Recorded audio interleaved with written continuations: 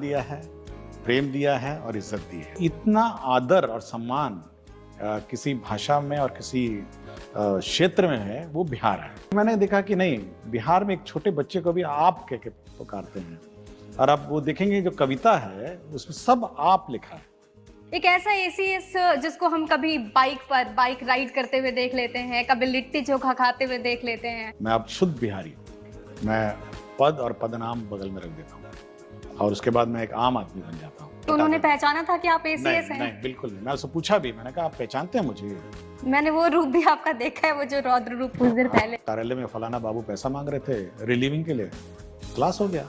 Sir, Bihar की शिक्षा व्यवस्था में 3 चुनौतियां गिना दीजिए। अभी भी क्लासरूम्स की कमी है। टीआरई 4 को लेकर कब आ रहा है नोटिफिकेशन? 1,01,000 के हिसाब से आ रहा है म्यूचुअल ट्रांसफर का आवेदन। मोटा मोटी स्कूल मिला के 1.5 लाख टीचर को हम लोगों ने इधर से उधर भेजा।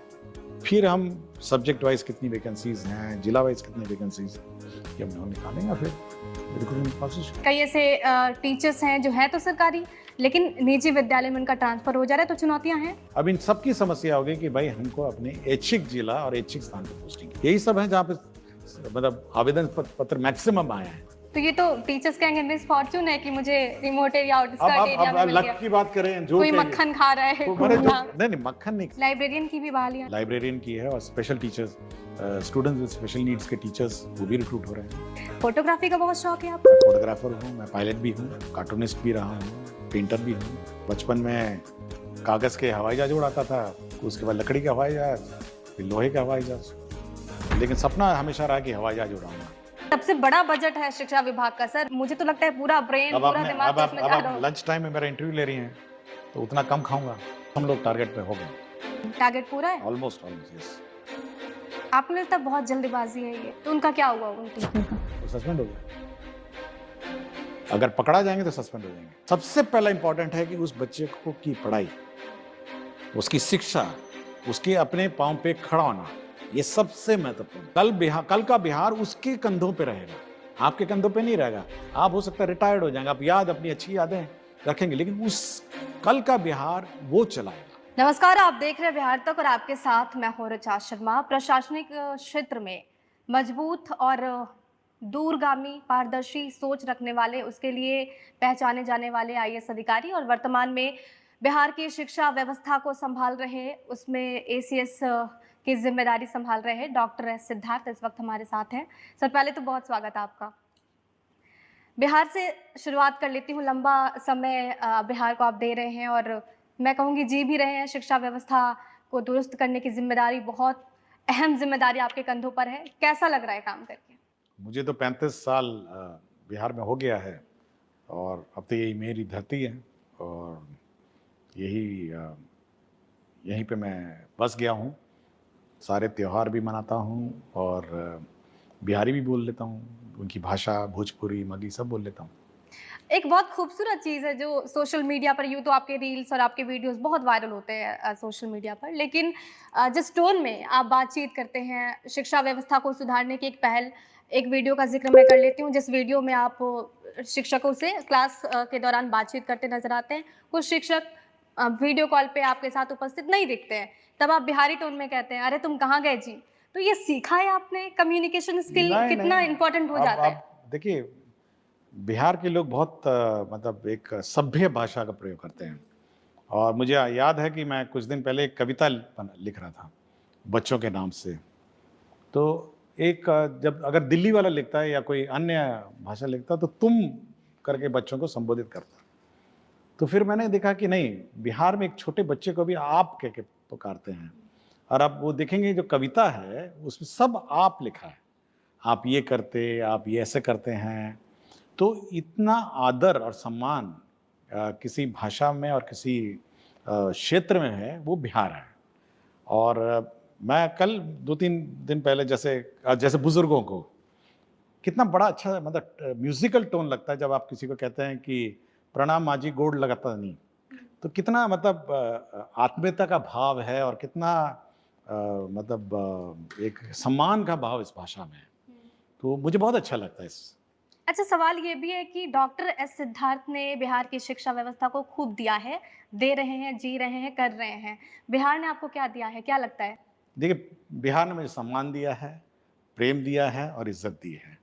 और ये सबसे बड़ी मतलब एक देन किसी व्यक्ति के लिए हुआ कि जिस तरह सभी लोगों ने मुझे सम्मान दिया, इस राज्य के लोगों ने, और बहुत इज़्ज़त दिया है मुझे। और मेरे ख़्याल से जितना मुझे मिलना चाहिए उससे ज़्यादा बढ़ के लोगों ने मुझे इज़्ज़त दिया। यही मेरे लिए एक पुरस्कार के रूप में है। तमिलनाडु से आना जहाँ पर हिंदी भी बोलना बहुत मुश्किल है, वहाँ से बिहार में आना, शिक्षा व्यवस्था की रूपरेख देखना और फिर भोजपुरी, मगही, मैथिली और भी भाषाएँ हैं, वहाँ के लोगों से जुड़ा, वहाँ के लोगों को समझना ताकि शिक्षा व्यवस्था में बेहतरी हो। मुश्किल लगा कभी? देखिए, 35 साल हो गए हैं और यही मेरी धरती है और यही मेरी भूमि है, यही मेरी कर्म भूमि है।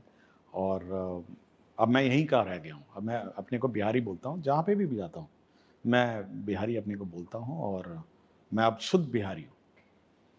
लोग संकोच करते हैं, दिल्ली में खुद को बिहारी कहना लोग बहुत मुश्किल मानते हैं। लोगों को लगता है कि अरे ये समझ लेगा कि हम तो बंधुआ मज़दूर हैं या फिर हम वहीं पान गुटखा खाते हैं। आपको कभी ये नहीं लगा कि बिहारी टैग मैं खुद अपना रहा हूँ? नहीं, नहीं, देखिए ये गर्व की बात है। ये मतलब ये अपने को बिहारी कहना ये गर्व की बात है। और मैं जब भी बाहर भी जाता हूँ, अपने को बिहारी घोषित किया करता हूँ और ये मेरे लिए सम्मान और एक गर्व की बात है कि मैं बिहारी हूँ। एक प्यार का मेरी बच्ची का जिंदगी को तुझसे मैं बिहारी हूँ। एक ऐसा एसीएस जिसको हम कभी बाइक राइड करते हुए देख लेते हैं, कभी लिट्टी-चोखा खाते हुए देख लेते हैं। आप दोनों ज़िंदगी को कैसे मैनेज करते हैं? प्रोफ़ेशनल लाइफ़ भी है, पर्सनल लाइफ़ भी है।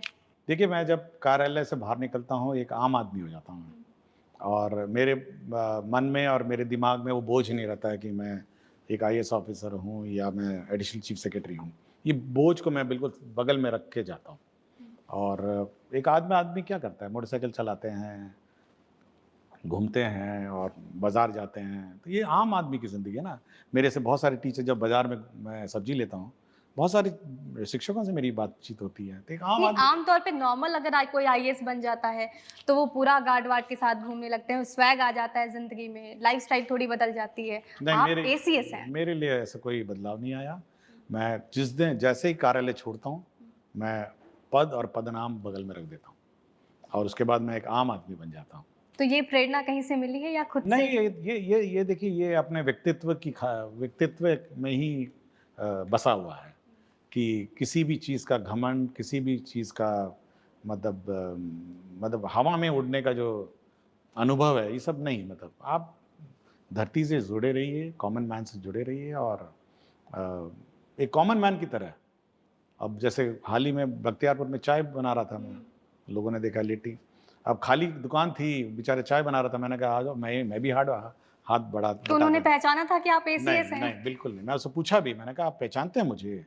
बोला ना, हम नहीं पहचानते हैं। और बिल्कुल नहीं पहचाना। हाँ, कहीं-कहीं पहचान लेते हैं, जैसे लौंग लत्ता वाला राजगीर का लौंग लत्ता है, वो पहचान पहचान गया था। बट अमूमन कोई पहचानता नहीं है। तो एक नाम आम आदमी की तरह मैं बिहेव करता हूँ और मेरे दिमाग और सर में वो बोझ नहीं है कि मैं एक बहुत सीनियर ऑफिसर हूँ सरकार का। और इसीलिए क्या होता है कि पब्लिक कनेक्ट मेंटेन रहता है और आम आदमी अप्रोच सोचता है कि इसको अप्रोच किया जाए।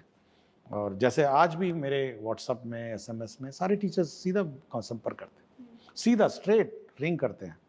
तो उनको ये कॉन्फिडेंस है कि हमारा जो एडिशनल चीफ सेक्रेटरी है हमसे सीधा कनेक्ट करेगा, हमसे सीधा बात करेगा। और मैं जितने भी जूनियर ऑफिसर्स हैं उनसे यही बार बार भी बोलता हूँ कि भाई आप टीचर्स से आप मतलब कॉमन मैन से कनेक्ट जो है वो मेंटेन रखिए। और सीनियर होते होते वो डिस्कनेक्ट हो जाता है। मतलब ये डिस्कनेक्ट जो है इसको थोड़ा अवॉइडेबल है। ये कुछ लोगों को ठीक लगता है, कुछ लोगों को ठीक नहीं लगता है, बट ये मेरी स्टाइल ऑफ वर्किंग है और ये मेरा स्टाइल ऑफ फंक्शनिंग है। जिस तरीके से आप काम करते हैं शिक्षा विभाग के बेहतरी के लिए, तो मुझे लगता है कि अब शिक्षा विभाग की और शिक्षा व्यवस्था पे भी आ जाना चाहिए। जैसे अभी कार्यक्रम से पहले आपको मैंने देखा, मेरे व्हाट्सएप में आया था वो मैसेज कि कोई टीचर को तंग कर रहा था और जिला शिक्षा पदाधिकारी की अच्छी क्लास हुई। मैंने वो रूप भी आपका देखा है, वो जो रौद्र रूप कुछ देर हाँ, पहले। तो मैंने कहा कि वो जस्ट व्हाट्सएप आया था मुझे बस कि फलाना कार्यालय में फलाना बाबू पैसा मांग रहे थे रिलीविंग के लिए, क्लास हो गया।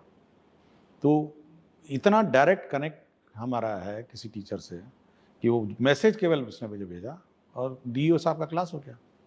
उस टीचर ने आपको मैसेज किया था? उस टीचर ने ये मैसेज किया कि आपने तो बिना निःशुल्क ट्रांसफ़र मतलब बिना किसी कष्ट के ट्रांसफ़र कर दिया। इसको मैं कहती हूँ घूस लिए बिना। नहीं, मैं नहीं कहूँगा क्योंकि मैं सरकारी आदमी हूँ, मैं ये शब्दों का प्रयोग नहीं करूँगा। बट मतलब बिना किसी कष्ट के मैं कहूँगा कि ट्रांसफ़र हो गया। तो अब कष्ट दिया जा रहा है कि ये 6 दस्तावेज़ लाइए तभी आपका रिलीविंग होगा। तो मैंने डीईओ साहब का अच्छा क्लास लिया। तो चुनौती मानते हैं आप बहुत है? देखिए, अगर आपका सूचना तंत्र आपका बहुत स्ट्रॉन्ग है, तब तो आराम से किसी का भी आप मतलब क्लास अच्छा ले सकते हैं और व्यवस्था नियंत्रण में रहता है। सर, बिहार की शिक्षा व्यवस्था में 3 चुनौतियाँ गिना दीजिए, जिसको आप फेस कर रहे हैं और जिससे आप लड़ रहे हैं, जूझ रहे हैं। देखिए, पहली चुनौती तो पार हो गई है, वो अटेंडेंस की थी और जिसमें अटेंडेंस कैसे होना चाहिए, टाइम पे आना चाहिए। दूसरी चुनौती ये है कि जो इंफ्रास्ट्रक्चर है, अभी भी क्लासरूम्स की कमी है और बीच-बीच में खबर भी आती है और हम लोग मॉनिटरिंग कर रहे हैं और इस बार सैंक्शन भी हम लोग कर रहे हैं। और तीसरी चुनौती, सबसे महत्वपूर्ण चुनौती है क्वालिटी ऑफ टीचिंग।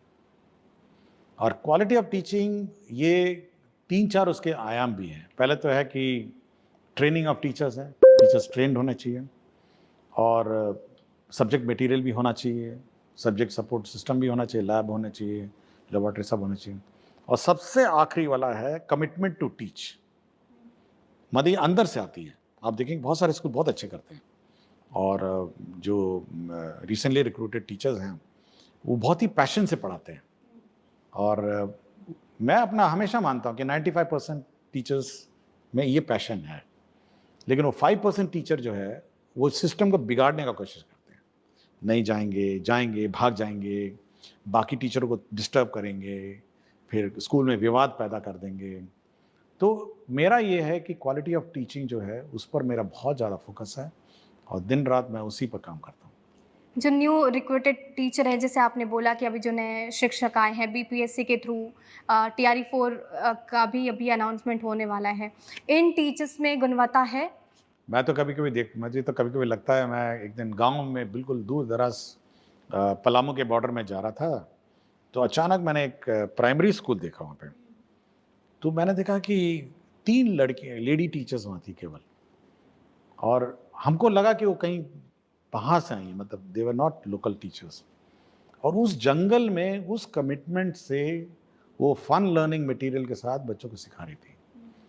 तो मुझे लगा कि इतना कमिटमेंट उस मतलब यंग टीचर्स में था, देखने को मिला। तो आई वाज वेरी इम्प्रेस्ड। मुझे आज भी उस दृश्य याद है कि वो क्लास 1, क्लास 2, क्लास 3 के बच्चों को पढ़ा रही थी और बहुत ही कमिटमेंट से पढ़ा रही थी। और मेरा हमेशा मतलब अनाउंस्ड कार्यक्रम रहता है। तो इस ऐसा नहीं है कि वो कोई मतलब कोई उसको पता था कि प्री प्लान था। उसको तो ये भी नहीं पता होगा कि कौन आ रहे हैं। तो कमिटमेंट उन टीचर्स में मैंने देखा और जो नए-नए टीचर्स एक्स्ट्राऑर्डिनरी कमिटमेंट है। आपको लगता है कि चलो सही राह पे? Things are on track.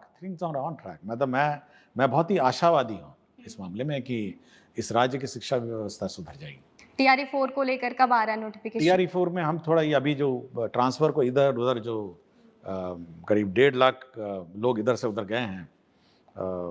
मैं आंकड़े भी बता रहा था किसी को कि करीब 1.5 लाख लोग को हम लोगों ने इधर से उधर किया। 90,000 पहले लॉट में, फिर 40,000 आपका हेड टीचर और हेड मास्टर में, तो करीब 1,30,000 और पिछले दिनों में हम लोगों ने करीब 12-13 हज़ार म्यूचुअल ट्रांसफ़र किए हैं और 1,01,000 के हिसाब से आ रहा है म्यूचुअल ट्रांसफ़र का आवेदन। मोटा-मोटी स्कूल मिला के 1.5 लाख टीचर को हम लोगों ने इधर से उधर भेजा। तो अब इस पूरे व्यवस्था जब स्टेबलाइज हो जाएगी मोटा-मोटी इस महीने के एंड तक, फिर हम सब्जेक्ट वाइज कितनी वैकेंसीज़ हैं, जिला वाइज कितनी वैकेंसीज़ हैं, ये हम लोग निकालेंगे फिर रिक्रूटमेंट प्रोसेस। माना जाए कि सितंबर तक नोटिफिकेशन आ सकता है? हम लोग कोशिश कर रहे हैं कि ये सब हो जाए। ट्रांसफ़र पोस्टिंग को लेकर चर्चा खूब हो रही है सर। बिहार सरकार ने बहुत ही अच्छा कदम भी उठाया है, लेकिन चर्चा भी हो रही है, बहुत समस्याएँ भी आ रही हैं। कई ऐसे टीचर्स हैं जो हैं तो सरकारी, लेकिन निजी विद्यालय में उनका ट्रांसफ़र हो जा रहा है, तो चुनौतियाँ हैं? देखिए, उसमें ये है कि जैसे ट्रांसफ़र पोस्टिंग की ही बात करूँ, कुछ लोग तो हैं जो नियोजित से सक्षमता पास हैं, तो पिछले 15 साल से 20 साल 15 साल से अपने-अपने एक विद्यालय में हैं। और जब इनका रिक्रूटमेंट हुआ, तो ये सब अनमैरिड थे। लड़के भी अनमैरिड थे, लड़कियाँ भी अनमैरिड थीं। और 15 साल में इनकी शादी भी हो गई, बच्चे भी हो गए। और अब क्या है कि नौकरी कहीं कर रहे थे, शादी कहीं और हो गई। ससुराल छोड़ के वहाँ बैठे हैं। तो ये लोग 15 साल से इंतज़ार में थे कि हमारा स्थानांतरण होगा। मतलब इतनी लंबी अवधि। दूसरा, जब टीआरई 1, टीआरई 2 हुआ, तो मतलब हो सकता है कोई लॉजिक होगा, तो सभी को रैंडम डिस्ट्रिक्ट स्कूल्स अलॉट कर दिए। तो 2.25 लाख तो वो हो गए। तो जब रैंडमली टीआरई 1, टीआरई 2 अलॉट हो गए, और ये 15 साल से ये जो बैठे हैं, अब इन सबकी समस्या हो गई कि भाई हमको अपने ऐच्छिक जिला और ऐच्छिक स्थान पर पोस्टिंग है। तो जब हमने ज्वाइन किया तो सब एक ही डिमांड था कि भाई हमको अपने स्थान पर पोस्टिंग है। और महिलाओं को विशेषकर मेजर समस्या थी कि पढ़ा कहीं रही हैं, ससुराल कहीं है। तो हम लोगों ने एक बहुत ही मतलब साहसी कदम उठाया। एक साहस, मतलब कि हम अब सब इनका आवेदन पत्र लेंगे और समीक्षा करें, और जहाँ तक संभव होगा करेंगे। तो 1,90,000 आवेदन पत्र हैं। और इसको फिर हम लोगों ने छोटे-छोटे मतलब कंपोनेंट वाले, पहले 1 से 6 जो बीमार हैं, विकलांग है, और इन सब का पहले टेकअप किया। पति-पत्नी वो मामले टेकअप किए। उसके बाद फिर हम लोगों ने दूरी भी महिलाओं का पहले शुरू किया। तो पुरुषों ने कहा कि हमारा क्या हुआ? तो फिर पुरुषों का हम लोगों ने टेकअप किया कि जो पुरुष जहाँ पे ज़्यादा टीचर हैं और कम टीचर हैं, वहाँ पे हम लोगों ने ट्रांसफ़र किया। और फिर लेकिन कुछ अभी बचे हुए हैं जहाँ पे ज़्यादा ऑलरेडी टीचर्स हैं। हम लोग उस परिस्थिति में नहीं है कि वहाँ और टीचर भेज दिया जाए। तो वो थोड़ा अभी भी इफ़र्ट है पुरुष के मामले में। महिलाओं के बारे में तो ऑलमोस्ट कर दिया। और 40,000 मैंने जैसे बताया, हेड मास्टर और हेड टीचर, वो भी उसी लॉट में है, और वो भी हम लोगों ने ट्रांसफ़र किए। तो अब कुछ स्कूलों को तो उसी माध्यम से भी मिल गया। जिन लोगों ने ट्रांसफ़र अप्लाई किया था, अब हेड टीचर, हेड मास्टर के रूट में वो भी पहुंच गए। और कुछ लोग तो बहुत ही इनोवेटिव थे कि म्यूचुअल ले लिए कि भाई मैं आपकी जगह चले जाता हूँ, मेरे यहाँ चले जाइए। तो हम लोगों ने हर प्रॉब्लम, इस मेजर एक्साइज प्रॉब्लम को छोटे-छोटे टुकड़ों में सॉल्व करने का कोशिश किया है। अब कुछ बच गए हैं, तो हम लोग कोशिश करेंगे कि किसी तरह इसका भी कोई रास्ता मतलब शैक्षणिक व्यवस्था को बिना डिस्टर्ब किए। अब मैं बार-बार सभी टीचर से कहता हूँ, देखिए शैक्षणिक व्यवस्था डिस्टर्ब नहीं हो सकती। मैं नहीं चाहता कि स्कूल बंद हो जाएँ, या मैथ्स टीचर नहीं रहे, फिजिक्स टीचर नहीं रहे, इंग्लिश टीचर नहीं रहे। मैं ये नहीं चाहता कि शैक्षणिक व्यवस्था डिस्टर्ब हो। उस परिस्थितियों में उसको अक्षुण्ण रखते हुए हम अपने जहाँ तक संभव हो ट्रांसफ़र करेंगे। रिमोट एरिया में कई ऐसे टीचर्स हैं जिनका ट्रांसफ़र हुआ है, जहाँ पर बेसिक सुविधाएँ नहीं हैं। तो ऐसी कोई खबर आप तक पहुँची है? चाहे काम करके या ऐप से, तभी सही बिजनेस कर पाओगे। इंस्टॉल नाउ पे क्लिक करो और अभी सीखो ऐप डाउनलोड करो। आप तक पहुँची है? देखिए रिमोट एरियाज़ में पढ़ाना तो पड़ेगा ही ना किसी न किसी को। हम ए को नहीं भेजेंगे तो बी को भेजेंगे। तो किसी को तो पढ़ाना पड़ेगा। तो अलग से कोई मोटिवेशन क्या, मतलब कैसे आप लोग मैनेज कर रहे हैं? देखिए हम चाहते हैं कि मतलब ठीक है उसी जिले के जाएँ, लेकिन जाना पड़ेगा। हम नहीं चाहते हैं कि बांका के बिल्कुल झारखंड के बॉर्डर स्कूल्स बंद हो जाएँ। बांका के स्कूल बंद हो जाएँ, जमुई के स्कूल बंद हो जाएँ, नवादा के पहाड़ी इलाका, कौवाकुल वो बंद हो जाएँ, मतलब गया के बाराचट्टी और वो सब इलाके बंद हो जाएँ, और कैमूर का अधौरा पहाड़ है। यही सब हैं जहाँ पे मतलब आवेदन पत्र मैक्सिमम आए हैं। तो ये तो टीचर्स कहेंगे मिस फॉर्च्यून है कि मुझे रिमोट एरिया, आउटस्कर्ट एरिया में अब मिल लक गया। की बात करें, जो कोई कहेंगे। मक्खन खा रहा है, तो मैंने घूमना। नहीं मक्खन नहीं खा रहे। देखिए आप शिक्षक के रूप में आए हैं। एक शिक्षक का जो प्रिंसिपल है, पहला धर्म क्या है कि हमको पढ़ाना है, और ये त्याग का मामला है। मतलब ये भी, मतलब ये सैक्रिफाइस और त्याग भी इसमें बिल्ट इन है। आप केवल एक नॉर्मल क्लर्क का प्रोफेशन में नहीं है, या आप कोई मतलब प्रशाखा पदाधिकारी या कोई मतलब ऑफिसर के प्रमोशन नहीं है। ये आप गुरु की, आपका स्थान गुरु का है, गुरु का है। उसके जीवन में गु जो कहते हैं अंधकार और अज्ञानता, और रू जो कहते हैं हटाना, आपको अज्ञानता और अंधकार को हटाना उसके जीवन में। ये आप में वो भावना होनी चाहिए कि भाई ये सैक्रिफाइस मेरा है।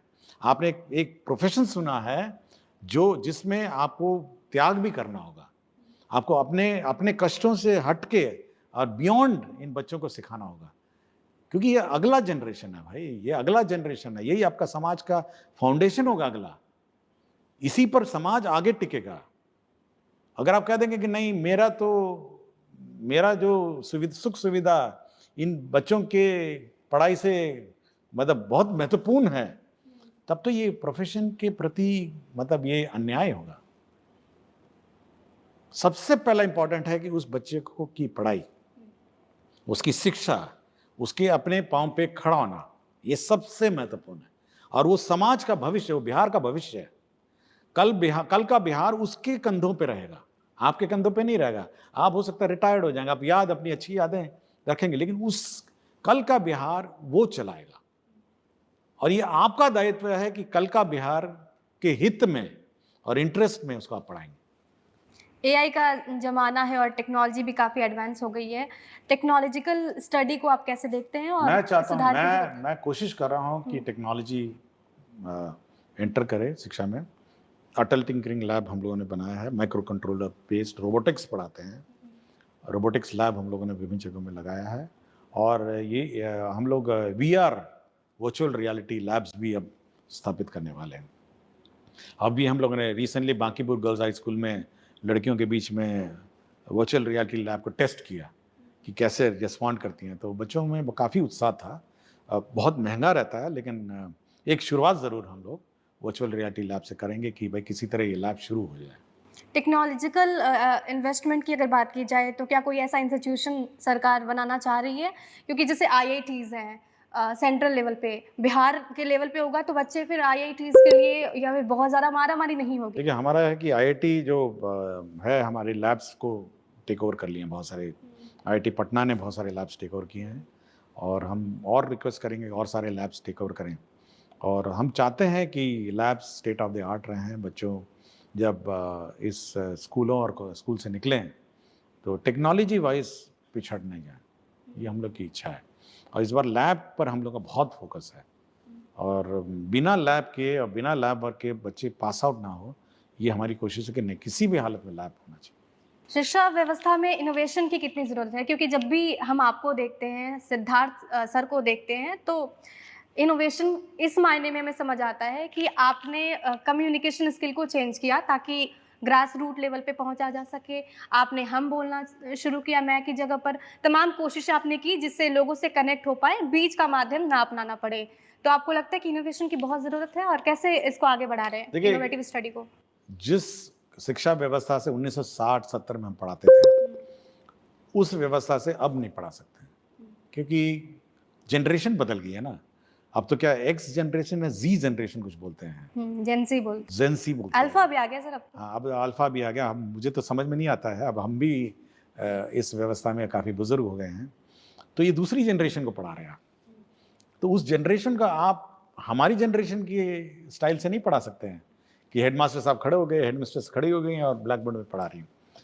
उनको पढ़ाने का जो व्यवस्था है, उसको पढ़ाने का जो स्टाइल है, उसके जनरेशन के मुताबिक होनी चाहिए।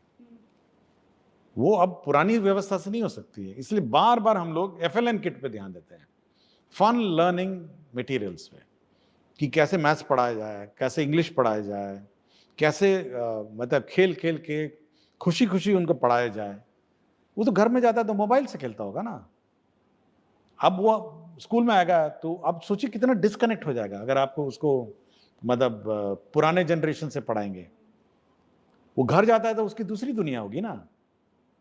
तो आपको उस जनरेशन को उसके टेक्नोलॉजी और उस व्यवस्था के अनुरूप पढ़ाना पड़ेगा। तो इसकी कहीं ट्रेनिंग हो रही है, जैसे